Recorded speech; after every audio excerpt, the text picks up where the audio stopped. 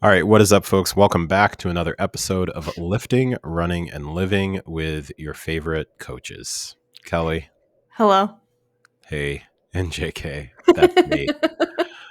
All right, we will get to updates very shortly and then roll into our main topic. We're going to be talking about how we have each individually come up with what it means to do enough to maintain our level of fitness. Spoiler alert, there may be some areas where we're still trying to figure that out for ourselves. So Yes. just come along on the Facts. journey with us. Yes. All right. So with that though, before getting into the topic, as always, first let's give you some updates on what we've got going on. So Kelly, you want to kick us off on what you are up to these days? Yeah. So this is the last episode where you can say your favorite coaches because today is my last day of coaching Oh, okay. officially. Like today, November 30th. Yep, because my two remaining athletes are going through November. Tomorrow's December, so Okay. I'm done. All right. We'll come up with a new engaging intro. I know. We'll have to ask your friend. Yeah. Oh, your favorite coach and normie? I don't know. I wouldn't say that. I Yeah, wouldn't I say that. will be a No. normie. You could. Retired Yeah. coach. Yeah. Retired coach. Yeah. Yeah, it's true. All So right. that's happening. Okay. How are you feeling about that? I feel like it's time. Yeah. It's been, I don't know, work has been so taxing Mm-hmm. that it'll be nice to not have one other thing I have to think about daily, you know? Yeah. Because for those who are not coaches, check in training peaks every single day. Mm. No day off. Um, that's not true. I have taken days off, but you know what I mean. It's always like, oh, what are my athletes doing? Or like if they have questions or anything, you're kind of always available. Whether or not you answer right away is a different thing, but Mm-hmm. you know, you're the person. It's not like, oh, I'm out, go ask my coworker. Yeah. I will say Yeah. I'm blessed with very I'm not going to say like self-sufficient. I'll just say like very my clients are pretty good to go for the most part. Yeah. So So but are yeah, I mine totally too. know what you mean though. It's one of those things I think also when you feel a sense of ownership over their training, especially, it's, I don't know if you're like this. I will periodically open their training programs like as often as people open up like social media just to kind of look and scroll and and I'm constantly thinking, oh, I've got this idea for this person and this idea for this person. So let me just Mm, note this real quick, stuff like that. So yeah, it's just always on your brain. yeah. Yeah. So it'll be nice to officially transition just into an athlete. Um, and then my other update is a lot with our topic. I was contemplating doing the January San Diego race like I tend to do, Mm-hmm. and I've decided not to. So, yeah, I talk about this every year. December is so hard to train at like the level I want to train to go into a 5K race. Some of it's because of the holidays. Most of it is because of the weather. Mm-hmm. Um, because I've talked about this before. I'll run in pretty much anything, but actually, this came to mind on Wednesday. So Wednesday, track club Wednesday, it was like mid 20s when we were running, and I decided to do a mile time trial because why not? um, Cannot relate. Okay. well, I wanted to see if I've I want to see how much faster I've gotten since I've been performing well in the 5Ks. But um, there is a point at which it's like too cold to run your best. And the 20s is for sure in that range. So it just becomes, it's harder because of the cold temps and then ice and snow to get in quality workouts. Um, Obviously, I can go on a treadmill if I want. It's just not quite the same, and I don't like it as much. Yeah, Um, it's understandable. so yeah, so I'm gonna just remove that pressure, and December will be more of a maintenance that we'll talk about later. Um, so then January I don't have to go race a 5K. But I am. We'll talk about this later. I'm starting to Hmm. build out my schedule for 2026. Uh, so I am planning to go to San Diego for another race, but just not in January. Not the January one. Okay. Yeah. Well, that's man. That is again. Congrats on the final Thanks. transition, and yeah, that's super topic adjacent for sure. So okay. Well, we'll get Yep. into that. Anything else? Yeah. Or? I restarted my gym membership today. Okay. Yep, because I know I've talked about this on here. When it's this cold, going out to my garage, I have to wear gloves. Yeah. Yeah. It's just like it's pretty miserable. Even if my body warms up, the barbell and the dumbbells are just so cold. I can only imagine. Yeah. Yeah, and they don't really warm up. So it'll be nice to have the option to go to the gym, um, or like other cross training options, or just getting out of my house at the time of year that I don't get out as much. So Yeah. Yeah. Because yeah, for reference, for folks that don't know, you work from home too. yep. I work So from home. I have a home gym. yeah. I have a bike at home too. Right. I run from home. Yeah. Okay.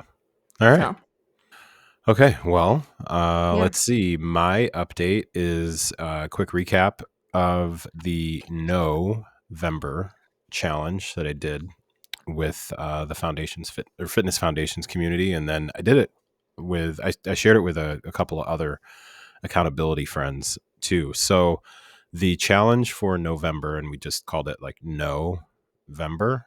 Get it? Hmm. But okay. So November, we made a little tracker, and on the tracker it said eliminate and or reduce a habit that is impacting your nutrition, sleep, or exercise. So it was up to the individual what they wanted to do, and the purpose was to practice what I call, and I'm pretty sure I'm not the only person that calls it this, is strategic restriction. So Mm. I tend to I think that my vibe tends to come across, and you can tell me if I'm right or wrong here, Okay. as for the most part more on the flexibility tip, especially when it comes to things like nutrition and exercise. And what I mean by that is I'm not a massive proponent of stay away from these foods at all times, only do Yeah. these things at all times. You must always hit this many reps at this many percentage at all times. I'm not super big on that. And also I do recognize that, or I believe at least, that there comes a time where if you're really focused on something specific, you may need to strategically narrow your options for a certain period of time. So that's what Hmm. I kind of call strategic restriction. So what I did is I committed to, over the month of November, and we're recording this on Sunday, November 30th. So today would be the last day. I committed to no, like, for lack of a better category, no junk food snacking after 8 p.m. Hmm. So that's what I committed to. And the way that finished out, or so far, because we still got one more day to go, and it's about 5:30 as of right now. So the way that finished out was I had, oh shoot, it's on the sheet. Okay. So out of the 29 days so far, because today's the 30th, out of the 29 days, there were 8 days where basically I did not stick to the 8 o'clock cutoff Mm. for junk food, basically. So that would be, let's see, quick math is 21, right? Yep. Yeah, 21 days.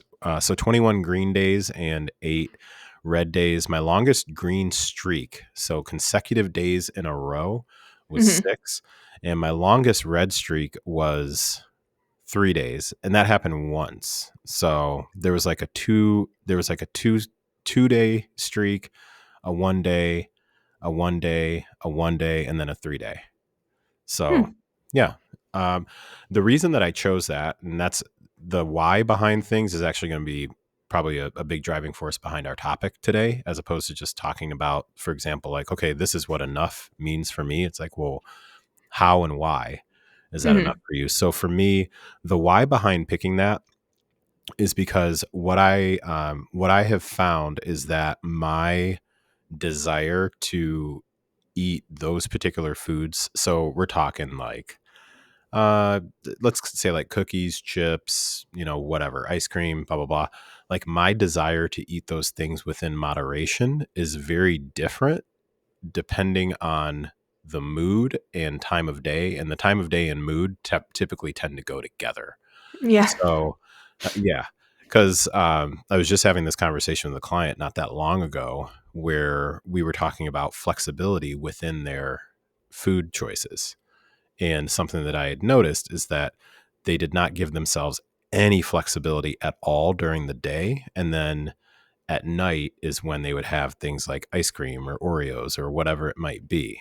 Mhm. But we were looking at a food log and I was like, have you just noticed, this is during like that awareness piece. I'm like, have you noticed that the only time, literally the only time that you eat any of that stuff is like after 6 p.m.? It's Huh. just interesting. Yeah. And they were like, huh, yeah. I was like, have you ever considered just it's you could have that at 2 p.m. or something like that? Like, would that be a thing? And they were like, and it's very interesting because they just reported back like not that long ago that they've found themselves like a bit more in control Hmm. of the volume. Like, and we're not counting macros or anything like that. It's just being aware of like what food choices are and things like that. And there's somebody who, similar to myself, has like a pretty like could be particularly stressful job and things like that, and just a sporadic schedule and putting out a lot of fires and things like that. So yeah, I was just like, all right, well, for the month of November, let's just see where things kind of finish out. So overall, um, it's gone better than I thought it would. I was at best thinking maybe like half, quite honestly. Really? Yeah, I was thinking for the most part it'd be like a 2 days on, 1 day off, 2 day on, 1 day off sort of Wow. thing. Yeah, because I wasn't. It wasn't. I'm not in a cut or anything like that, so there wasn't some sort of carrot like dangling in front of me. It just straight up was a, let's just see what the Mhm. what the pattern would look like if that's Hmm. something that I did. So yeah, so that's how that finished out. Um, a, a friend of mine did. Oh, they set like a caffeine cutoff time, I think. So Oh. yeah, theirs was like no caffeine after a certain time. Uh-huh. And then another one did. Oh, what did he do? What did he do? Oh, no, like nothing.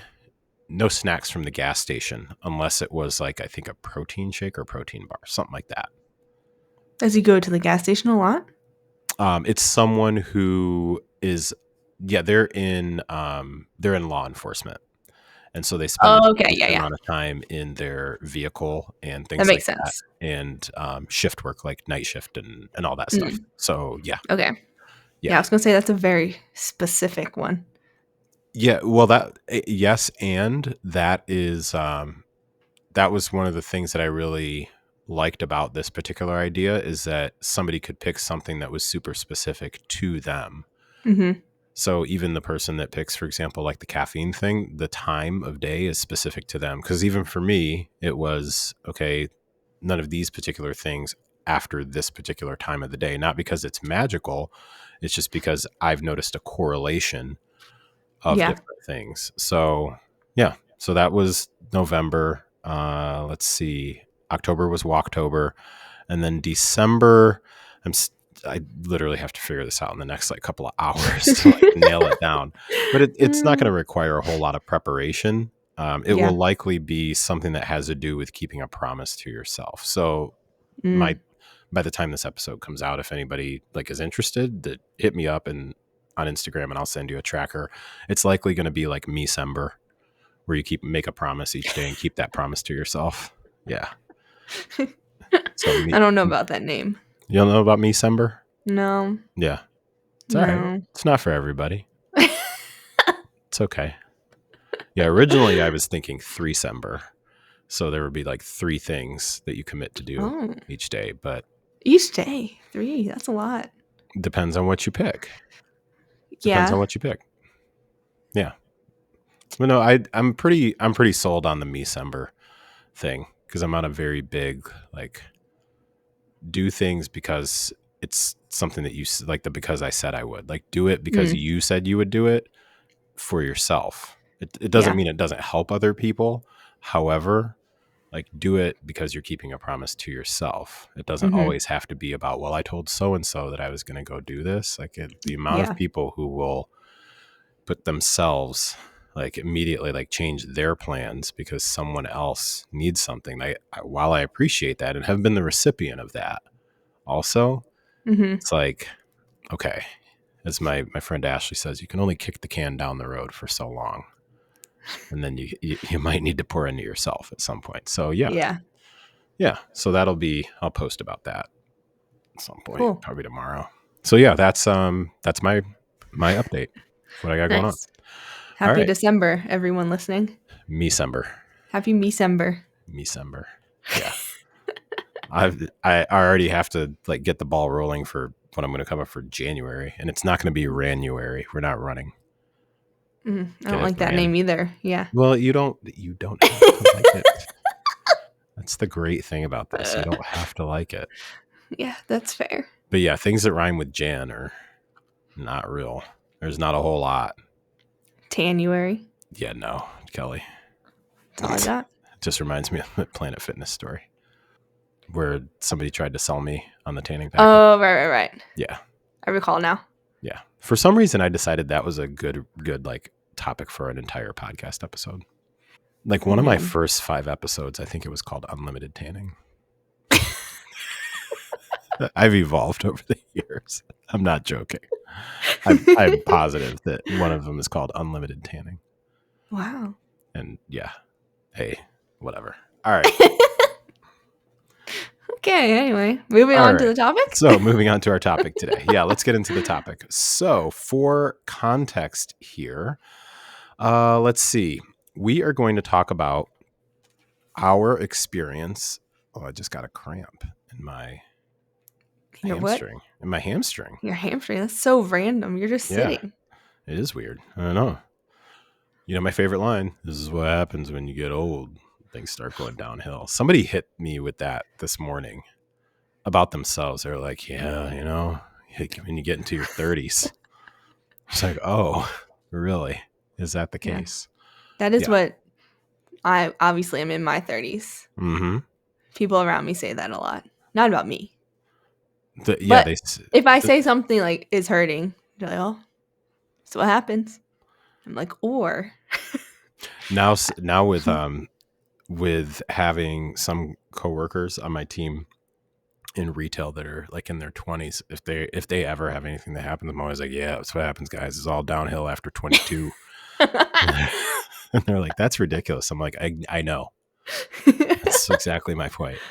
Anyway, so what we are going to discuss is going through a season of doing enough in air quotes to maintain fitness. And our intention here is not to prescribe to you, hey, here is like your prescription. Here are the 5 things you need to make sure that you are doing in order to maintain your level of fitness. This is more us really kind of putting ourselves through a little Q&A here, where hmm we are going to share what we can of our experiences with figuring out how much is enough? Like, how did we come to that point? How are we maybe even still, as we mentioned and teased earlier, how are we still maybe trying to figure that out for ourselves? And a couple of pieces of context here would be one, there's umpteen different recommendations that are out there as far as how many hours per week should somebody lift weights, how many minutes per week should someone make sure that they get in cardio. You can get down to the nitty gritty of like how much sleep is enough for individuals, like how many pull-ups should you be able to do. There's just like so many different things about enough. Yeah. And one of the most common questions that I get is something along the lines of like, well, how many days a week do you lift, or what program do you do, or what diet do you follow, or you know and I've always, as long as I can remember, been like, you're really asking the wrong question, and not because you're intending to ask the wrong question. You're just asking the question in a way where it's not going to actually be effective for you. So if Yeah. you want it to be effective for you, let's ask, so how did you come to figure out that 4 days a week was the sweet spot for you? How did you come to figure out that less than 2 days a week just wasn't cutting it? How did you come to figure out that 6 was too many? Like, it's that sort of thing. Like, how did you get there? So that's what we're going to get into Mhm. today. And Kelly has hers just all mapped out. No, I don't. That cracked me up when you sent that. And you're like, I'm still trying to figure that out. Maybe we'll get there. Yeah. All right. So do you want to just jump right into it?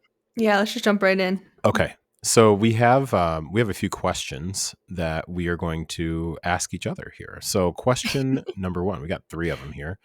So question number one, when life gets busy, what does maintaining my fitness actually mean for each of us? And when did we first realize we needed to figure that out?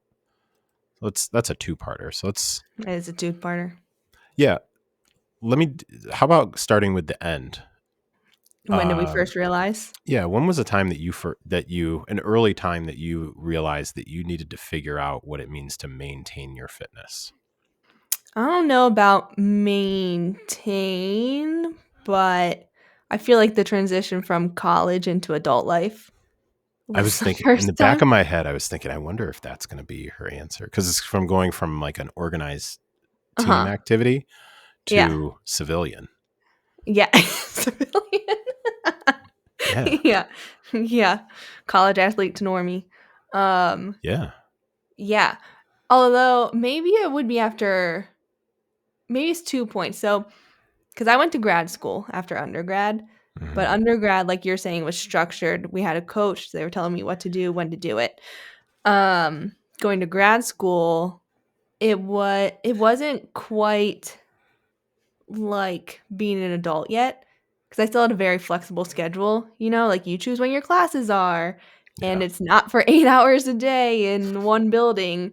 Um, so like training was still pretty easy, even though I was trying to figure out myself like what I wanted to focus on.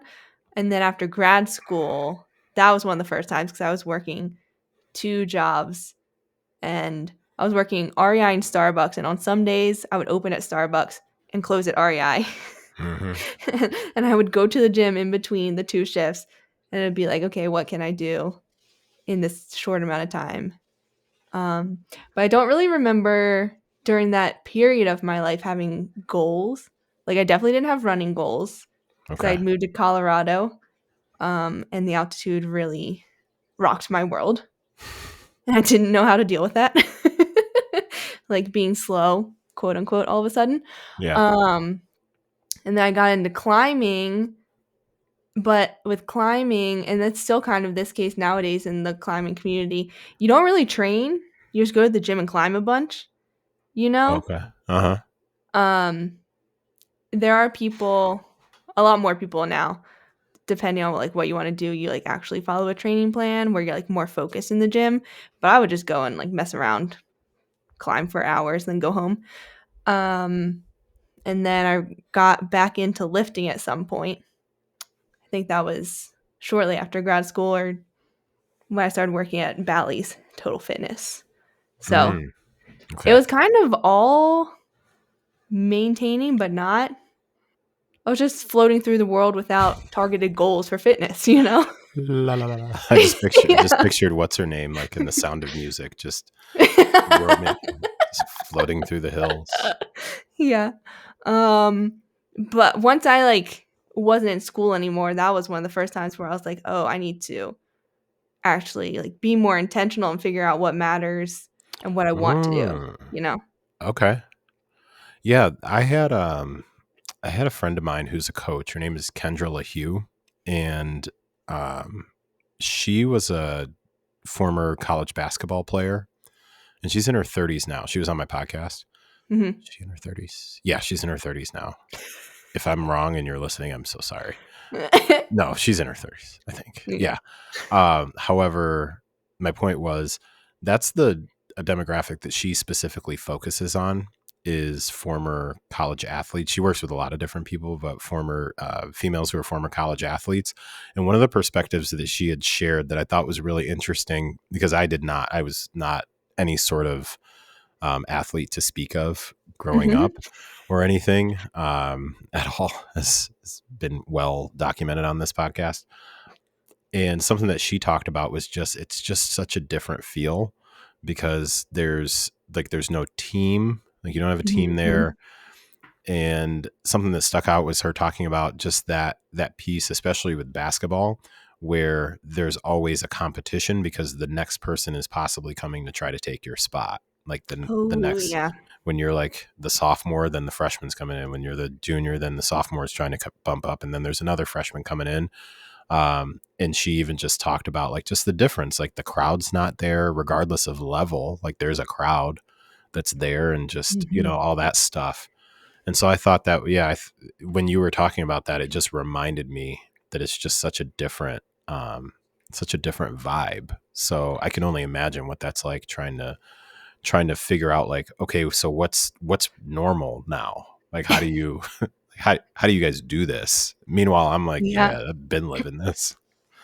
Yeah. I think especially for a lot of college sports, because even running, like obviously you can run in adulthood and it's the same as running in college, but most adults don't do cross country races, you know? There Hmm. are a small handful of them. I think someone I know just did one in Colorado Springs as an adult. But yeah, like basketball, unless you join a league, you're not going to be playing basketball anymore. Same with like any other team sport. Um, and we talked about this before. It's also hard to find people who want to be competitive as adults and not just like do something for fun. So Yeah. very different vibes and just figuring out, yeah, like what do you want to do? Yeah. That's interesting. Okay. Mhm. Yeah. Now as you were talking about figuring it out for yourself. So for me, um, I didn't. So because I started actually like intentionally going to the gym when I was already a parent and already in my 30s, Uh-huh. I think I bring a not so normal perspective to things because generally with the clientele that I work with, it's about trying to navigate this next season, and they have this comparison of back when they didn't have as many responsibilities. Mm. Yeah. So it may not be, I've had my first kid, or I have my first full-time job out of school.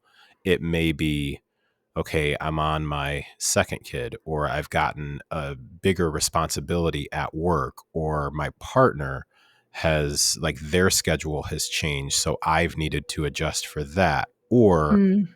especially for my clients that are in, I'm going to say like mid 40s and up, it's I'm taking on a bit more of a, caregiver ish type role with my own parents, and then also adjusting to my kids being in a different season. So I'm trying to navigate that. Like for me, and while going through that, there's this constant like comparison of I remember what it was like it was easy for me to get to the gym 4 to 5 days a week. It was easy for me to just go for a run when I wanted to. It was easy for me to recover and that sort of a thing, um, and get all my workouts in without having to make adjustments. I haven't ever had that. Yeah. So for me, yeah, I was literally thinking about that as I was going through this. So it's very similar to, you and others who may be thinking like there's a certain level of fitness that you're at now, and you have former like collegiate athletic experience to speak from, or even for those folks who maybe they did like intramural level or something, or Mhm. club sports in college, but then in high school they played a lot of sports and whatnot. I don't even have that. Yeah. So sometimes of like, people are like, yeah, in high school it was a whole lot easier. I'm like, yeah, sorry, bro. Cannot relate. I was doing show choir, So Uh, for me, as I think about it, some of the first times that I realized I needed to figure it out was more, it was more along the lines like the examples of, okay, I'm just realizing that it's like when schedules were changing with my job, quite honestly. So mm. it would be like where mostly I was working, say, like what we call like a mid shift, like 11 a.m. to 7 p.m. or something like Mhm. that. Then going into roles where it required me to be at work at 5:30 in the morning, and all of a sudden, like things kind of had to shift there and whatnot. So I think that for me, figuring out what it was going to take in order to maintain my level of fitness and not having like the ultimate autonomy over like I could do what I want, or at least like a structured schedule, that probably, I can't remember like the exact year or whatnot, but I can remember it was really when transitioning into needing to, I went through about a 2 to 3 year time frame where there were some times where I needed to be at work at 5 in the morning. Mhm. So I couldn't I couldn't just be like, okay, well, I'll just go before work. Well, I could, but that's a whole different story because now sometimes I Yeah. do. Yeah. But yeah. So for me, it was when like work responsibilities really changed, because with the kids and whatnot, I'm blessed to have like a partner where we can play off of each other pretty well when it comes Mhm. to like who's taking who when, or at that time. Now they're 19 and 13. So not as Yeah. much, but yeah, that's what I would say. So I don't know. Yeah, it's interesting. We have two very different like entries into that. Yeah, but they're So kind of similar. yeah, I mean, yeah, it's all about changing. The common thread is changing schedules and trying to figure facts. out Yeah, like how things fit in with your new restrictions. yeah. Okay, well, I think it would be easier to answer the next question as opposed to trying to go back and be like, what does that Yeah. mean? So the next one that we have is, what are the first things that we cut when life spikes, and what are the non-negotiables that we keep no matter what? Yeah. So you want to start off with, well, with what direction you want to go on that? Either one. You want to go with the cut or the keep? I think they just kind of go together. So, Okay. and it kind of is like what maintenance means. At least my answers. Um Yeah. So for so you, busy, yeah. busy period. What do you cut and what do you keep? So when things get busy, so my non-negotiables is running. No one is surprised by that. So for context, during times when I have more flexibility, I run 6 days a week. Usually like 6 to 7 hours worth of running. One workout, one long run, that kind of thing. Hmm. And I try to lift twice a week. So that's like my norm. Okay. Um, if things get busy, Yeah. one of the first things I cut is lifting. To be honest, Interesting. at least one Okay. of the days. Okay. Like I try to always keep one lifting day, but I cut like feeling like I need to have two. Um, Okay. Question. yeah. Okay. So why? Because this is the stuff that I think is helpful for folks on the outside. Hmm. So why do you cut lifting? I'm not Cause judging, by the way. yeah, because I'd rather keep more running. Like I'd rather keep as much running as I can. Okay. Because the alternative is I keep two lifts. I'm probably going to cut one or two runs, Gotcha. you know? Hmm. Um, because usually if things get really busy, then I'm probably not going to be able to do a double. And with 6 running days and 2 lifting days, the lifts are on a running day. So Yeah. Yeah. it's a double by nature. Um, and I just like running more right now. Okay. Fair enough. Yeah. And I don't. I don't know. Running is just more, I feel like it helps me more during busy times Mm, because it's like I don't get the same mental benefits with lifting. yeah. Like during runs, if it's busy and I have like things I'm struggling with or problems I'm trying to solve, like I just think about it during runs. And like I would do this all the time in college. I would like figure out my math homework on runs because Mm, I would just, let my brain go. But lifting is just not, it doesn't really happen. Um, so the running for me is more non-negotiable. One, because like when I'm training for something, it's going to be a running event, and I yeah. know there's going to be another running event in the future. So I don't want my running fitness to slip too much if I can help it. Okay. Um, yeah. So When so busy, like busy life season or busy work season, whatever that is, what does that look like for you just generally, like when you say busy? So my context there is mhm, busy for me. Like I'll answer what mine is in a little yeah. bit, but busy for me means very different than busy for you, which means very, very different likely than the person who's listening to this, who busy for them might mean a lot of driving kids Hmm. around to appointments and sitting. So what is busy? Like what is busy for you when it Yeah. comes to, okay, because this is happening generally, I'm going to need to adjust my training schedule. Um, Usually it's something with work. Like I have to work outside of my typical, I usually work the typical 9 to 5. Okay. Um, and this is partially why like I try to run in the morning and then lift after work so that if like work goes over and miss a lift, Mm-hmm. then like it's like not as big of a deal versus, and we talked about this a lot before, like letting fate decide if I'm going to run at Yeah. 5 p.m., you know? Yeah. Yeah. Like more often than not, it's not going to happen. Right. Um, that's mostly when things get busy, but because for those who don't know, I don't have kids. My husband has his own life, you know? You have 25 cats, but Yeah, we have 3 cats, so they really don't need that much. Um, and like Ty has climbing, so he's very similarly invested in his training when he wants to perform at climbing. So like that, understanding helps a lot when I want hmm to train. My parents still live in Maryland, and thankfully they're not at an age where they need caretaking. Um, so my life is pretty simple. I work from home. It just Yeah. gives me a lot of flexibility. I don't have to commute. So the times when I really need to adjust things are mostly like traveling, going Mm. on trips. Yep. So like work trips, I always have to adjust, especially depending on where we are. Because I remember when we went to Seattle last Yeah. year, I really had to adjust because it was dark in the morning and I didn't know the area, so I didn't feel comfortable running outside.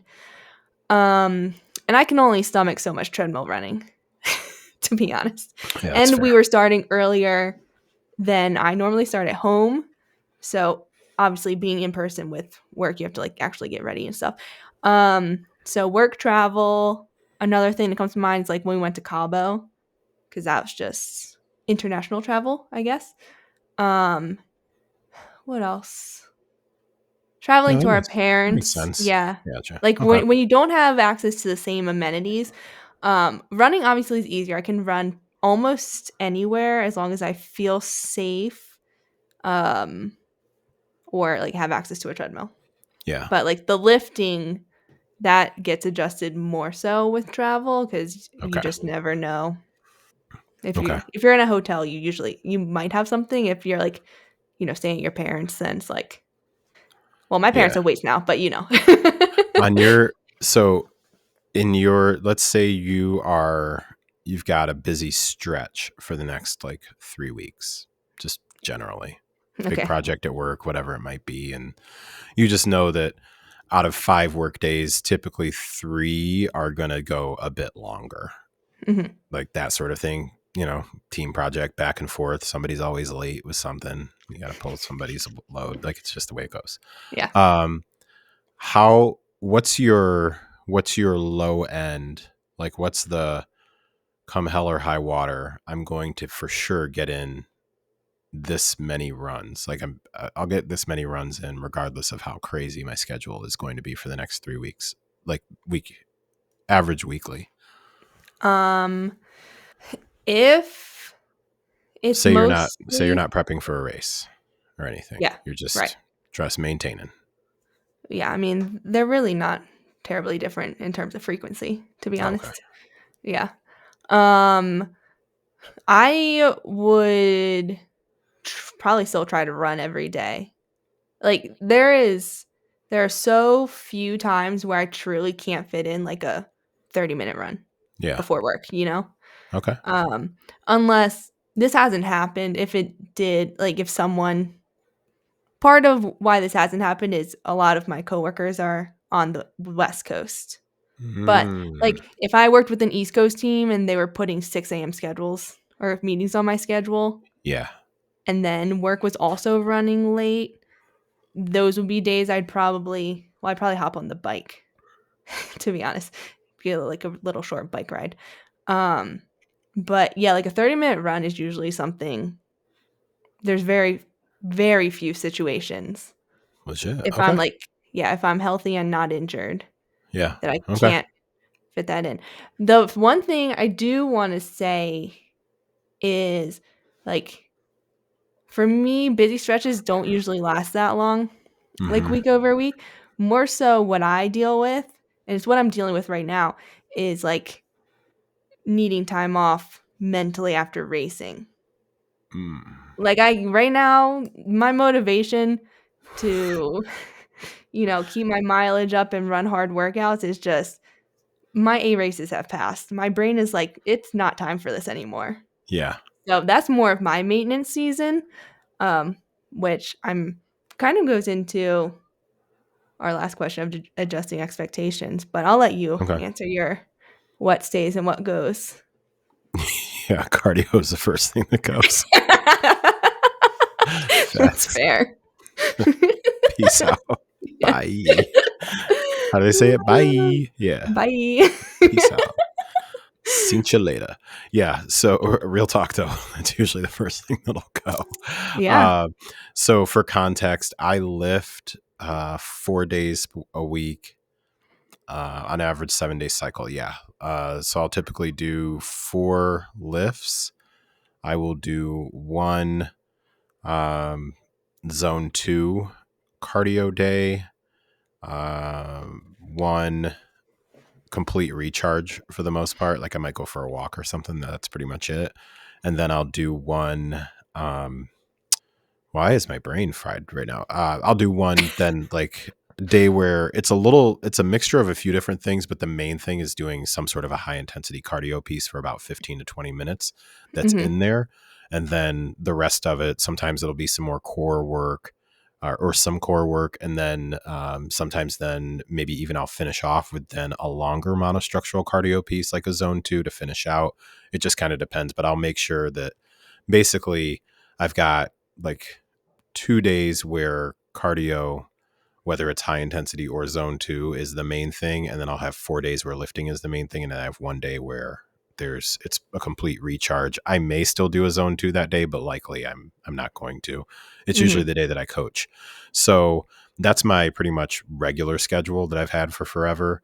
Um, if I'm in a busy period like this past week, for context, I coach and I work in retail management. So with this being Thanksgiving week, we call it Power Week. So Power Week in the corner of the retail world that I'm in is basically the week of Thanksgiving, and that basically kicks off like holiday season. Excuse me.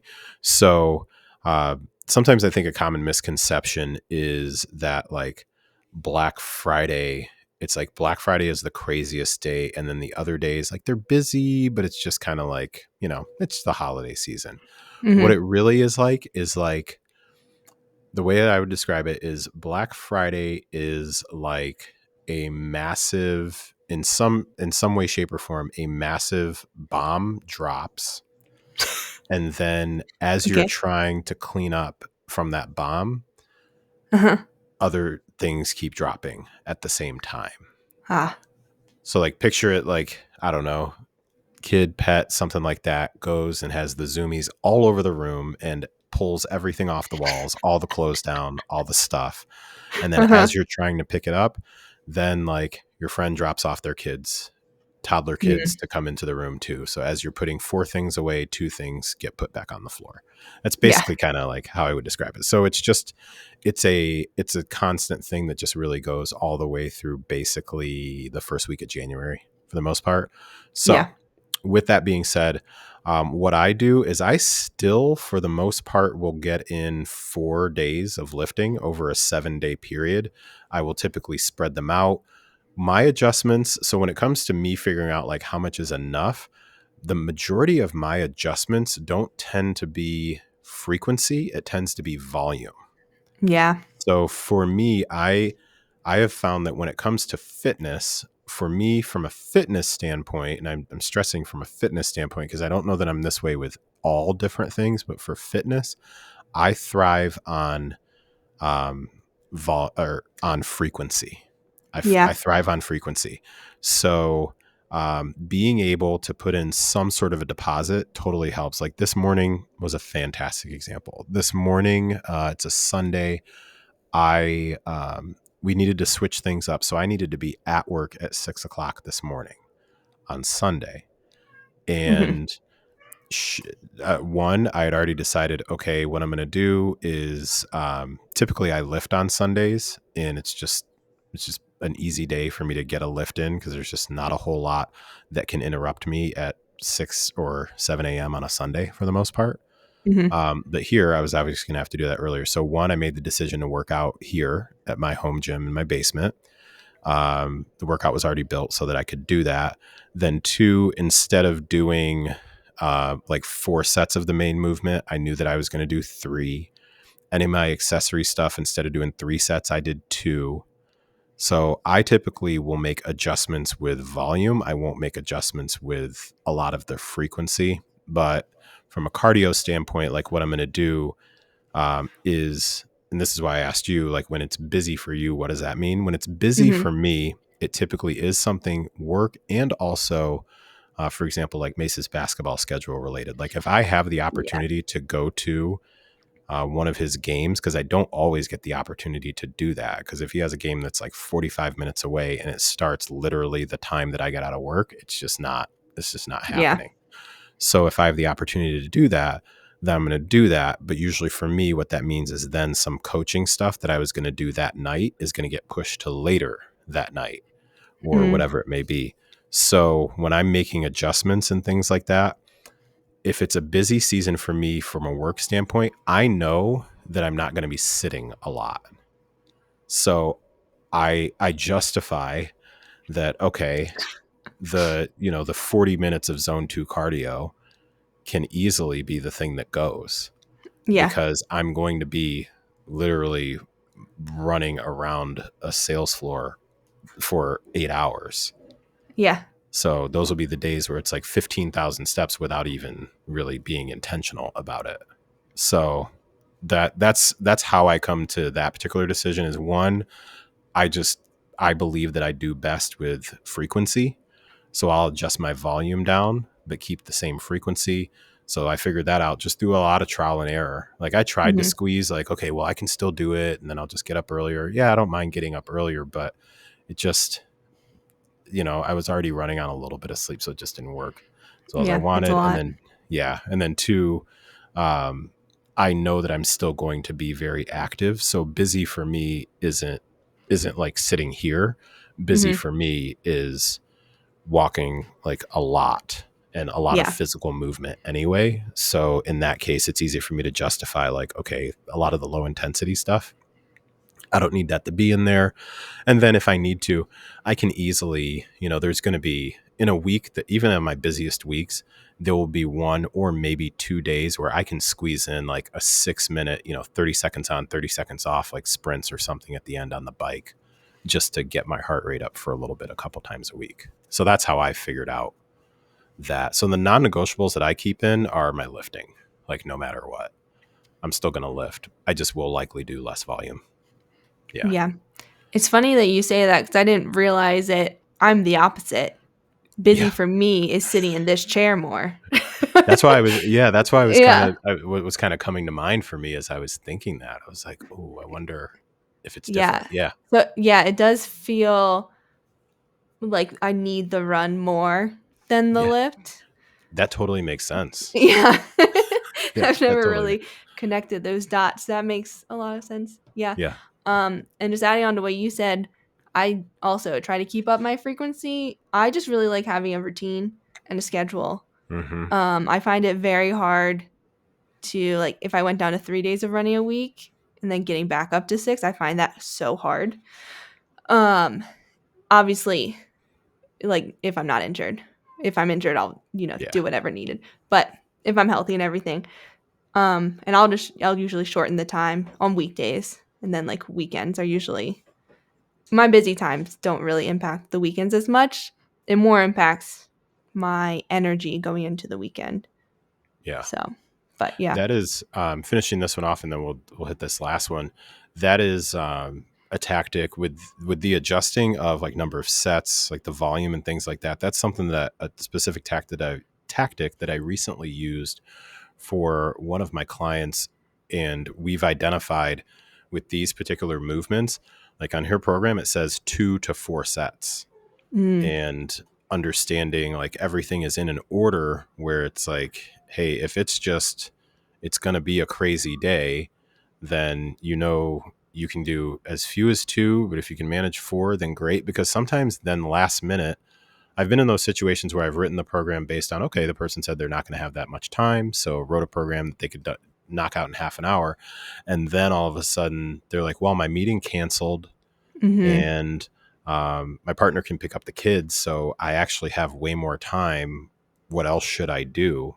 And so um, that has changed. Going through that experience not that long ago really changed just the format of how I organize those things so that people have a bit more flexibility, because I Mm-hmm. find that that's happening more and more, especially people who work hybrid, where sometimes they're in Oh, yeah. office and sometimes they're at home, and they get meetings that get canceled, especially working with other coaches. I have some clients that are also coaches themselves. And so, if they were supposed to be on a call, but then last minute the client canceled, and they're like, snap, I just had a 90-minute call cancel. Yeah. I've got 90 minutes. Like I never get 90 minutes to myself. Yeah. And they're like, this is a time where I can do a long workout. So that's Mm-hmm. what we'll kind of do. So yeah, don't be afraid to adjust that volume out there, people. If you're somebody who Yeah. thrives on frequency, you can still keep your frequency and just be okay with, hey, I'm getting, maybe less sets in, but you're still getting the work done. So, Mm-hmm. all right. All right. Well, this is an interesting one that we'll finish off on.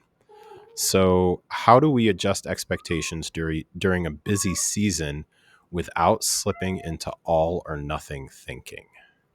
So, how do you avoid slipping into all or nothing thinking during a busy season?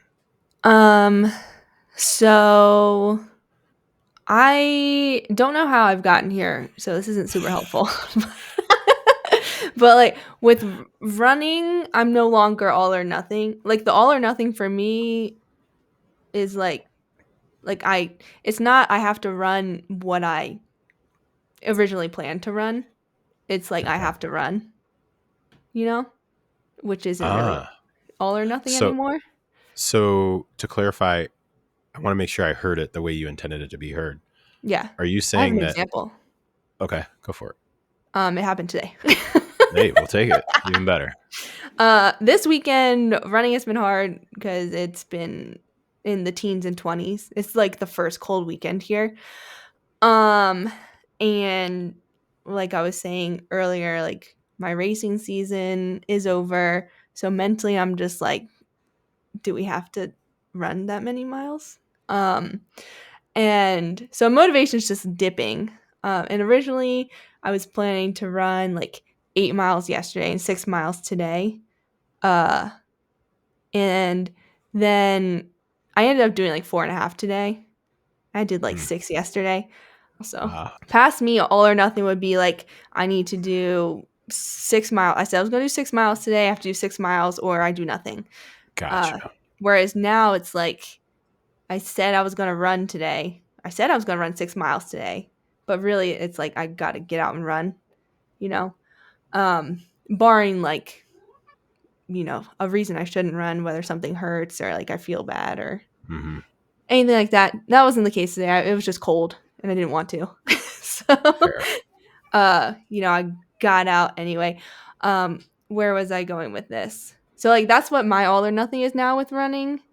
It like I'm very okay with adjusting how far or how long I'm going based on how I feel, the weather conditions, whatever.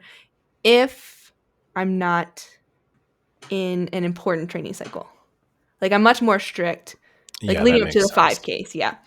I would have been like, well, I just got to get out there and do it.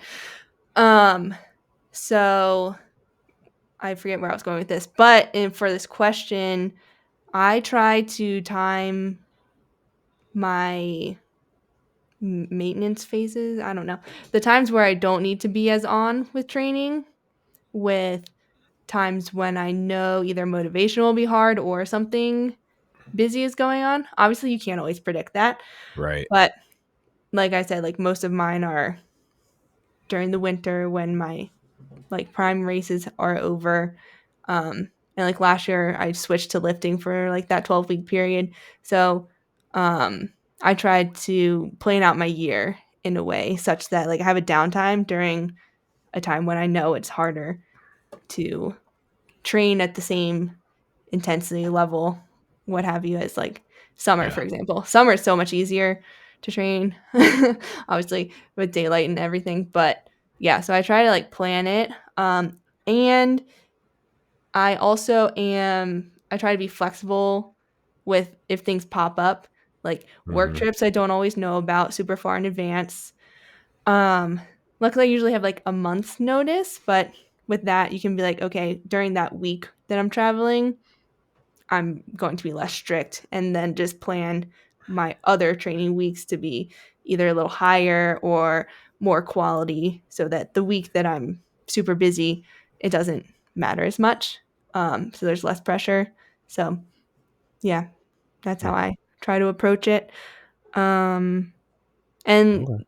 yeah, then in the situations where I've seen this more with people I've coached where like you just don't know how bad work's gonna be and you're planning on training for a big race.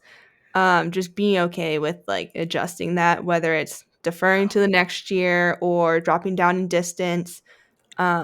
I've not run 5Ks because I didn't get the training cycle I wanted in. Because like Mm. we've said before, like I don't want to race just for fun. I don't want to run a 5K just to run a 5K. So um, Yeah. yeah, that's like for me, that's like nuclear option. To It would have blow to it up. be, yeah, Yeah. it'd have to be, over a month of training disruptions um, that would cause me to adjust that. But I think just like focusing also on long term, like I want to be racing Mm. for a long time. So I'm not Yeah. going to put anything at risk just for one race. Like I'm not in the Olympics. So Yeah. nothing's That's that fair. important Yeah. for a normie like me. It's funny. Yeah. What Um, about you? so for me, and we'll wrap up here shortly. So how do we adjust expectations during a busy season without slipping into all or nothing thinking? Um, so for me, what has been helpful is to really think about that mantra of keep the main thing the main thing. So I I truly like focus on the fact that fitness my fitness doesn't need to be at its absolute peak at all times. Mhm. I don't need to And it always can't. be, yeah, well, yeah, no, it cannot. And also, uh, maybe you don't identify as this. I can for sure identify as someone who potentially used to think that all things needed to be at 100% all the time.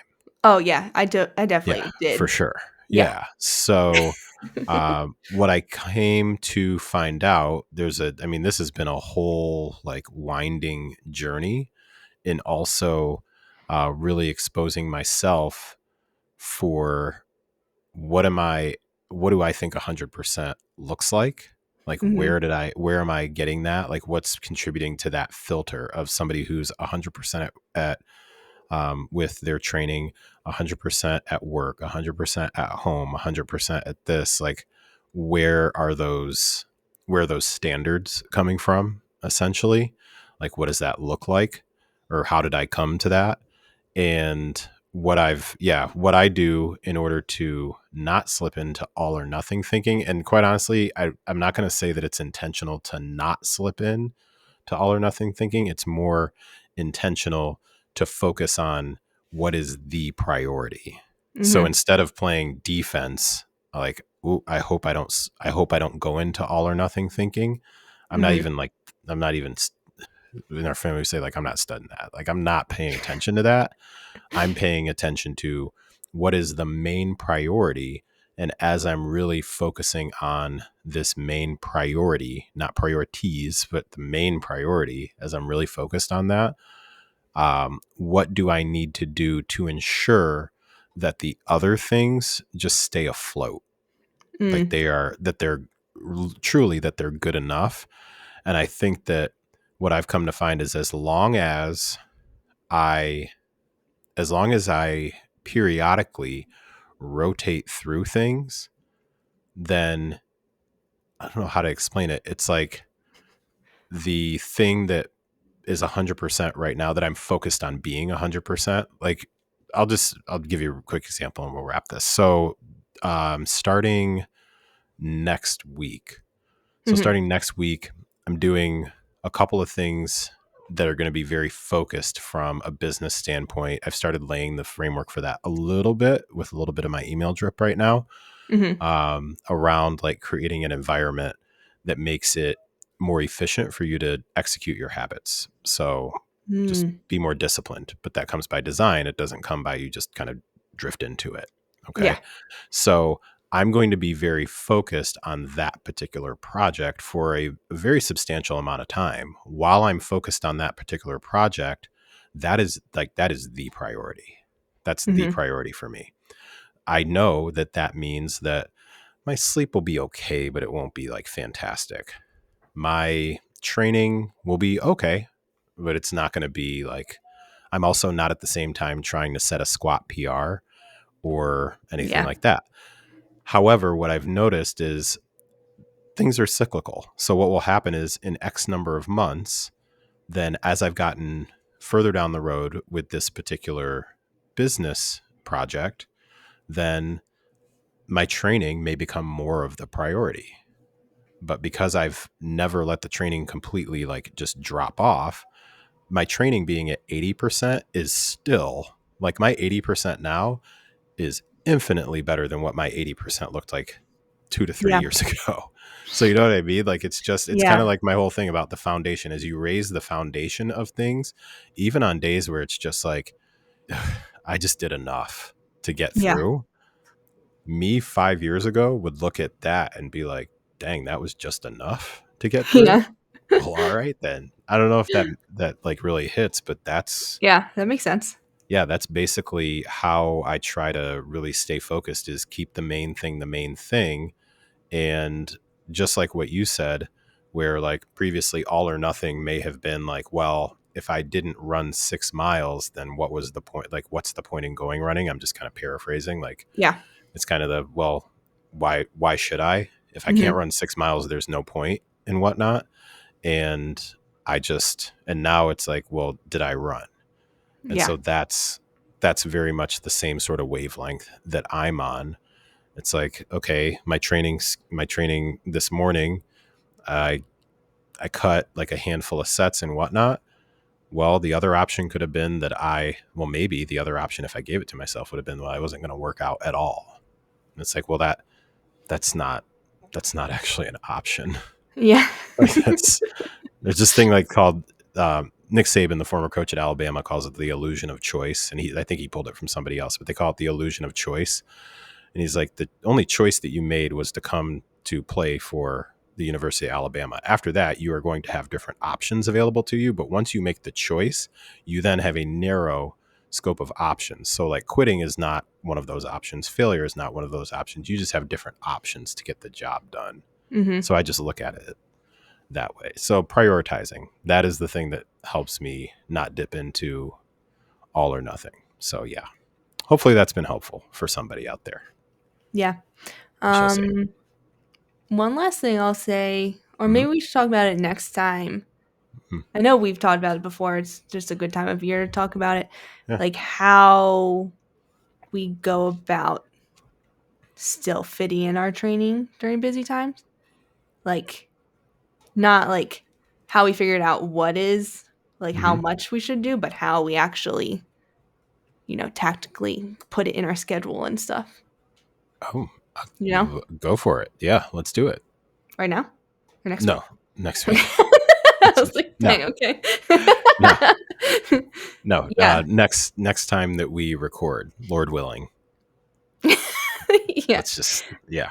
Next time that Yeah. we record, we will do that. You jot that down so that you I'll remember. jot it down. I'll put Yeah, it in our doc. the Yeah, because I think operations that'll manager. be helpful, especially around this time of year. It's always Yeah, harder. I'm down with that. I'm Yeah. totally down with that. All right. Sweet. All right. Want to tell the folks where we hang, where Yeah. we be? We have an account on Instagram, Lifting Running Living Pod, and we have an email, liftingrunningLivingPod@gmail.com. Still getting the Con- GLP-1 emails. hey, let's go. to Just in time do. for the holidays. To do is the company. I don't Okay. know who added us to this list, but Lord of mercy. or what All company right. sold our information. Yeah, clearly. Yeah, Yeah, because we're definitely like the candidates. We're the target audience for that for sure. I know. Yeah. All right. Well, Okay. folks, if you have listened this long, we truly appreciate it. If you took anything away, particularly from this episode, words are struggling.